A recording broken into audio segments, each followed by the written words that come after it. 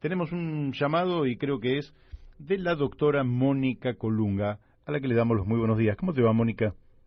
Muy buenos días, Mario, ¿cómo estás? Un gusto poder compartir contigo, con la audiencia. Bien, la verdad que estamos bien aquí en estos programas intensos que hacemos nosotros, llenos de palabras, con poca música y poca recreación, pero que en definitiva tratamos de aportar a la cultura política argentina, a valores como la verdad, y un poquito de eso es lo que queremos hablar, ¿no? Porque nosotros pretendemos estar bien informados y no siempre es posible, porque uno de los problemas es cuál es la fuente a partir de la cual obtengo la verdad. Y esa verdad que tiene que ser, lógicamente, no solo verificable y transmitirnos datos ciertos, sino que lo tiene que hacer desde una concepción integral. Y esto da la impresión de que cuando hay una pugna entre sectores, y mucho más cuando se llega a la guerra, la que muere es la verdad.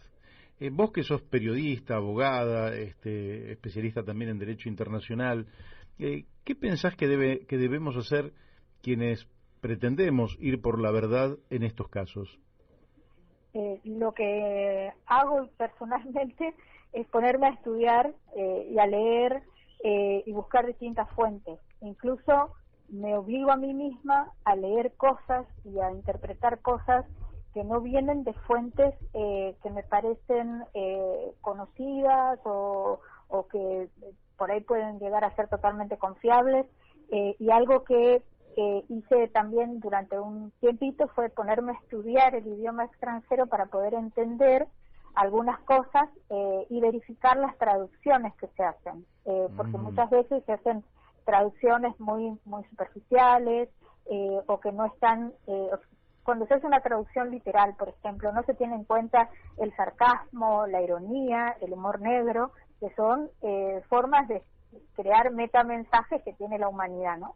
Entonces, a veces hay más información en un meme o en un elemento humorístico, hay más contenido humano que en toda la cantidad de diarios que podamos leer. Entonces hay que tener una práctica, hay que tener cierta proximidad y hay que soportar la incomodidad de la discusión, que es algo que muchas veces, no, por ahí nosotros vivimos en un país que tiene una cantidad enorme de movimientos, de contingentes que han venido después de la Primera y la Segunda Guerra Mundial, ¿no? Así es. Además de eso, el componente aborigen, es decir, tenemos muchísima diversidad étnica. Una palabra que no gusta mucho, sobre todo a la dirigencia política, es la palabra etnia, ¿no? Porque resulta muy próxima a un análisis de carácter racial o cultural, ¿no? Pero que nos puede permitir entender muchos de los conflictos que hoy están instalados en el mundo, y quiero remitirme a uno en particular, el de Armenia y Azerbaiyán, con Nagorno-Karabaj en el medio, donde tenemos por un lado la cuestión política, el hecho de que a principios de los 90 se dio por terminada la Unión Soviética, pero los conflictos se habían iniciado antes, cuando en los 80 la política de la Unión Soviética fue modificar la población, generando espacios con contingentes móviles, con distintas etnias, sobre todo en lugares donde había población musulmana, ¿no? Entonces, para poder tener la posibilidad de mediar en los conflictos, que era lo que le daba poder a el gobierno que tenía en ese momento la Unión Soviética,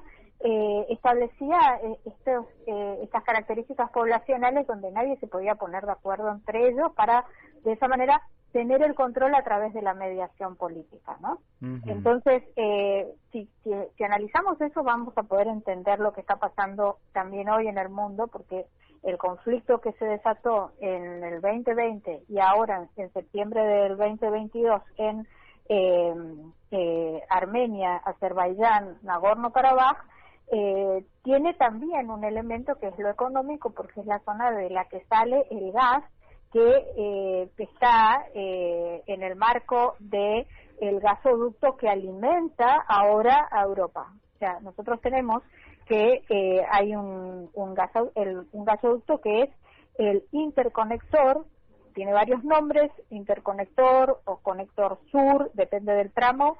Es el gasoducto del Cáucaso Sur, el segundo tramo se llama transanatoliano, atraviesa Turquía hasta la frontera con Grecia, y el tercer tramo se llama transadriático, pasa por Grecia, por Albania, llega a Bulgaria. Este tema, digamos, parece no tener ninguna relación. Sin embargo, si nosotros vemos lo que pasó en estos últimos años, el conflicto aparece mediando en ese conflicto en Azerbaiyán, Turquía. Turquía estuvo invirtiendo mucho en el apoyo, un apoyo que no era interesado, obviamente, en esa región. Apoya marcadamente a Azerbaiyán, convirtiendo a Nagorno-Karabaj en un escenario estratégico e incrementando la rivalidad entre Rusia y Turquía. Rusia negocia la tregua que pone fin a los combates, amplía la presencia militar en el Cáucaso, puso 2.000 soldados en la frontera entre Armenia y Azerbaiyán, porque Moscú lo que quiere es tener una ruta hacia Irán, hacia Turquía, y la salida está en esa región, digamos, en esa zona, ¿no? Uh-huh. Nancy Pelosi visita hace poco Armenia y visita también al presidente turco, a Erdogan, para poder resolver este conflicto que, de ser una cuestión menor, se convirtió ahora en un tema de mayores proporciones por la necesidad que tiene Europa de aprovisionamiento de gas. Claro. Entonces, los que antes eran testigos ahora se convierten en, o sea, antes eran protagonistas. Ahora son protagonistas. O sea, vemos que Turquía compra el gas a Rusia, paga en rublos, ¿no? Porque digamos, ahí quedó Turquía como mediando a través de un tema muy concreto por ser vecino y porque necesita resolver esa dinámica, porque de otra manera sería un conflicto más, un conflicto regional similar al que estamos viendo en Ucrania, ¿no? Si a eso le sumamos el estallido de las tuberías del Nord Stream, que están en un mar, en el mar Báltico, digamos, en una zona que no está apropiada por ninguno de los países del litoral, entonces eso permitía la circulación de esa tubería, pero ahora nadie quiere invertir en reparar esa tubería, ¿no? Entonces, vemos que los conflictos son complejos.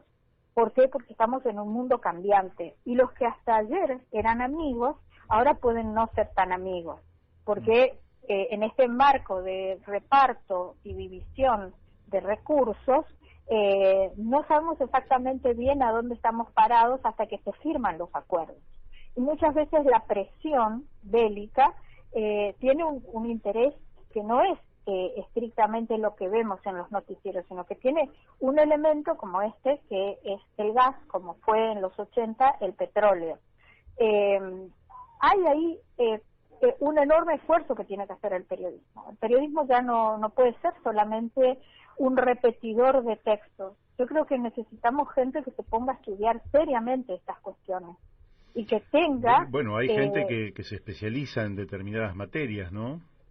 Claro, sí. O sea, bueno, yo hice la especialización en Derecho Internacional y Comunitario en la Facultad de Derecho. O sea, yo estudié abogacía. Mi carrera es la abogacía y mi interés siempre fueron las relaciones internacionales y los conflictos bélicos.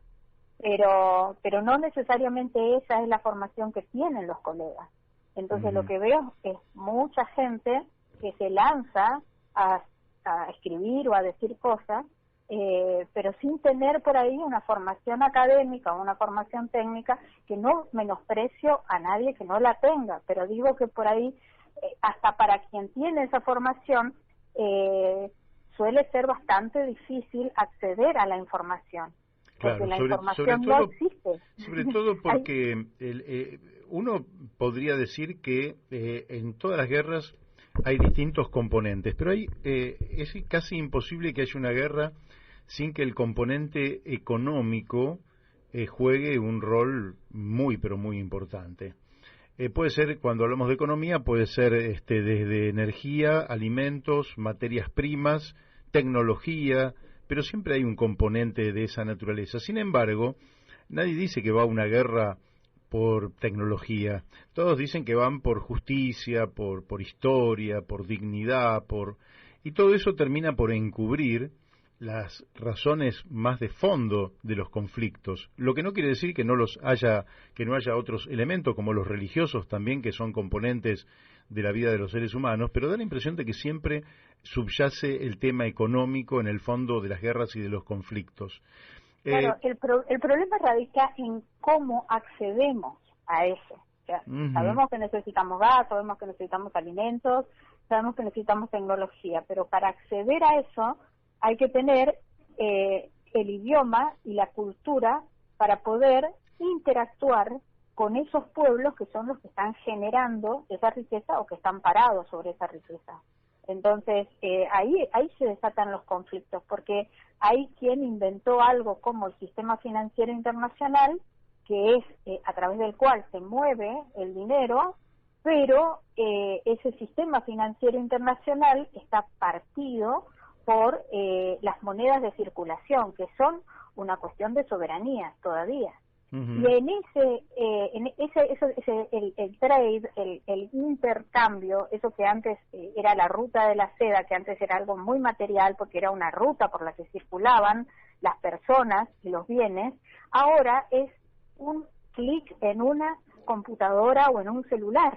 Sí. Y ese clic en una computadora o en un celular tiene lenguaje informático, y ese lenguaje informático lo están manejando desarrolladores que hoy tienen básicamente dos nacionalidades o que usan dos idiomas para poder crear esos sistemas, el inglés y el chino, ¿está? Entonces, los desarrolladores informáticos asiáticos están en una disputa con los desarrolladores americanos. Y hoy por hoy lo vemos en un elemento material como es la producción de los semiconductores. Los semiconductores son los microchips que están adentro de todas las computadoras y de todos los celulares, pero que no necesariamente tienen todos el mismo lenguaje. Todos pueden funcionar de la misma manera, pero no todos tienen los mismos lenguajes. Ahora, el tema es que como esto se hace, como esta interconexión se hace en forma satelital, todavía los satélites tienen sistemas para que interactúen ambos lenguajes. Entonces, la humanidad todavía no está partida en dos, digamos, porque todavía existen estos sistemas que se interconectan solos, ¿no? Pero hay quien ya tiene una alternativa, que ya la puso en escena hace algunos años, que es Elon Musk, que largó su tren de satélites, que son, digamos, su sistema propio a más baja altura, digamos, pero que es el que está operando y el que de alguna manera se está haciendo del control operativo de los sistemas interconectados. Entonces, esto es lo que tenemos que tener hoy en claro. O sea, nosotros, si no tenemos el control de la tecnología, si no somos capaces de producir nuestra propia tecnología, si no somos capaces de desarrollar nuestros propios lenguajes, tenemos que optar por con quiénes vamos a jugar en este escenario. Pero aún optando, siempre vamos a tener un problema, que es un problema porque nosotros los argentinos tenemos una enorme riqueza, pero que no la estamos gestionando nosotros. Está transnacionalizada a través de empresas que vienen, que se instalan. Entonces, es un problema porque siempre nuestra lectura es a través o mediada. O sea, que tenemos la información, pero siempre a través de los ojos de otros, a través de lo que escribe alguien que está fuera del país, porque nosotros mismos parece que no tenemos demasiado interés en saber sobre nosotros mismos, ¿no? Entonces, ahí hay un componente de alienación. Bueno, pero también esos ojos o esa mano que escribe responden muchas veces a intereses concretos, de manera tal que esa información que viene intoxicada.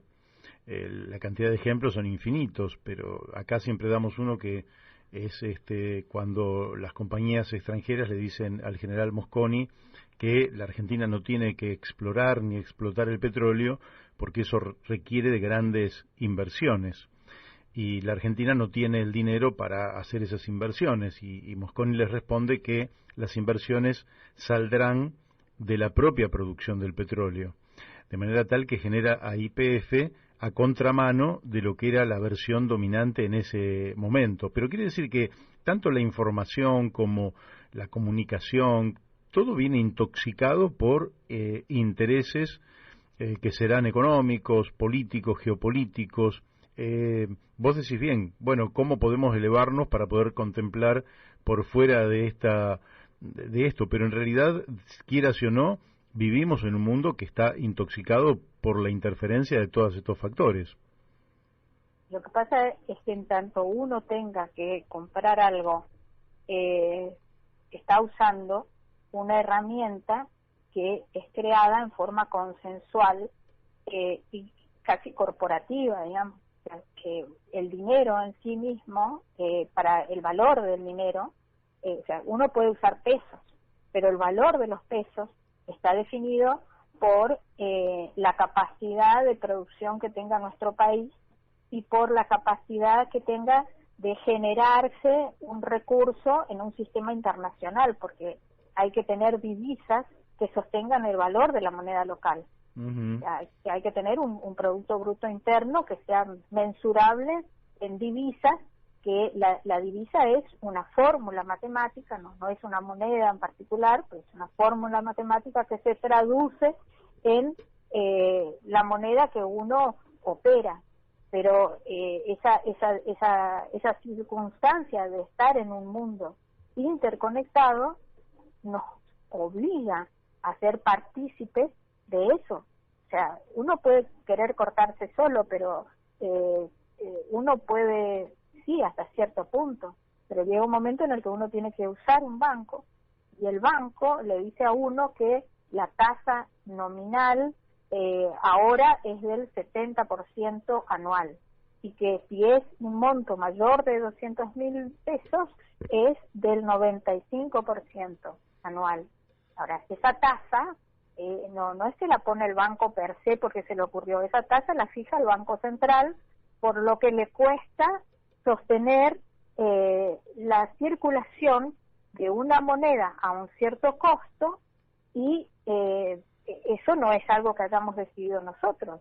Eso se decide, o sea, lo decide el ministro de Economía en una reunión en Nueva York con un grupo de observadores de las prácticas que tenemos nosotros en nuestro país en relación al dinero o lo que somos capaces de producir. Entonces, uh-huh. y las guerras son por eso. Las guerras hoy pasan por no solamente tener el gas, tener el petróleo, tener la producción de alimentos, sino pasan por tener una participación directa o no dentro del sistema financiero internacional. Y es un hecho que antes de que existieran estas guerras por gas, por petróleo, por circulación, lo que había era una enorme crisis financiera. De hecho, muchos países están funcionando con el swap chino, o sea, con la habilitación del dólar que le hacen en el sistema financiero chino, porque no tienen acceso al sistema financiero norteamericano. Uh-huh. O sea, eso está pasando. O sea, ¿cómo lo disfrazamos?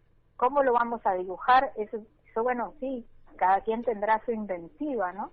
Pero no, o sea, ahora, no ser consciente no nos sirve tampoco. Ahora, claro, nosotros, yo pienso que es una utopía pretender eliminar el conflicto en las relaciones humanas.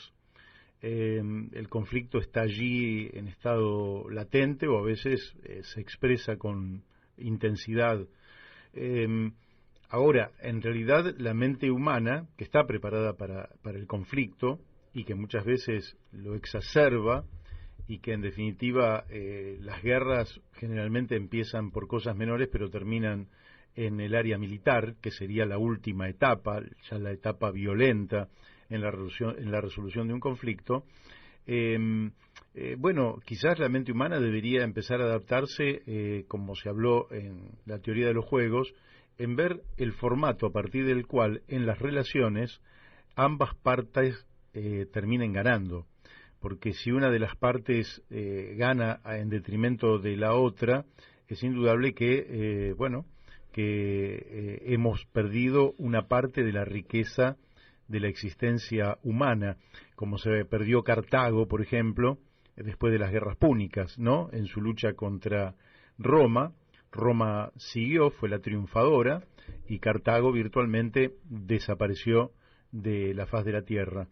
En estos momentos, ¿vos sentís que respecto de lo que ocurrió, para dar este caso, 2500 años atrás, hay un salto cualitativo en la mente humana o en definitiva con tecnologías modernas la mente humana sigue funcionando en los términos de Roma, Cartago y de las guerras púnicas? Me parece que existe una paradoja, ¿no? Que es que en medio de esta violencia hay producciones estéticas, producciones cinematográficas o series que revelan una búsqueda intensa de la humanidad por darse a sí misma una explicación sobre esto, ¿no?